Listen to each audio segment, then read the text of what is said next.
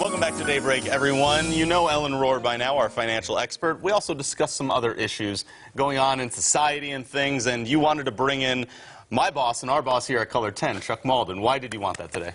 When I come to Color 10, I meet with you guys first in the conference room, and all around the conference room, I noticed is your mission. There are the standards of what is required to bring a show on the air, and I feel very strongly that today, media is under attack, and I don't think you know what goes into a great story, and you do. So I thought maybe you could share with the good people today. Well, we could talk about the signs, I mean, the posters, I call them.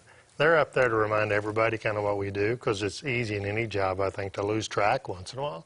And I always tell the staff they're up there to remind me as much as anybody.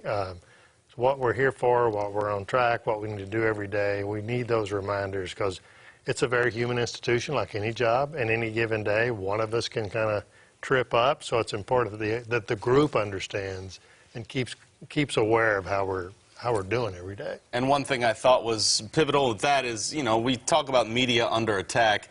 That is a broad range there between national media, local news, where we stand. We're more at a local level, right? Yep. Yeah, the last 30 years has really been tough for the media, I think, and we've kind of gotten away from a lot of things that when I grew up in the business, it was all about Watergate and the Vietnam War and things like that, you know, brought television journalism to the forefront. The last 30 years or so with argument culture on cable TV and taking sides, left, right, whatever they are, it's kind of taken away our armor, you might say. So when we're attacked by anyone, the armor's not there anymore. We're not invincible like we used to be.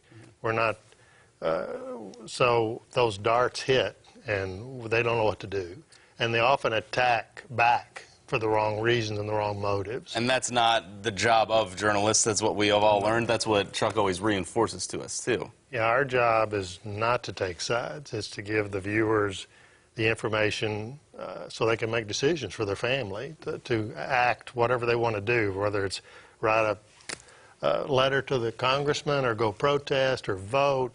It's not our job to tell them how to do those things. It's just for us to provide the information so they can decide.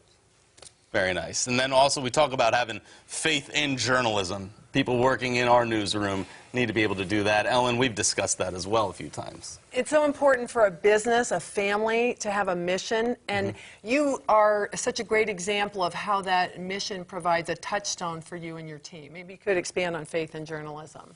Yeah, I mean, a lot of people, whether it's whatever decade you grow up in or youngsters growing up now, or even adults, you know, that maybe they've never had faith in a person or an institution, or maybe they had it and they've been shattered, but they've got to understand when it comes to journalism, journalists have to really believe in what journalism can do. You know, journalism comes from our founding fathers. They designed it as an institution outside government, and it's to hold the government accountable, to reveal information, to be a voice for the voiceless, to be the watchdog of our democracy. And we are to maintain that role and believe that we can do that every day and have faith in that process.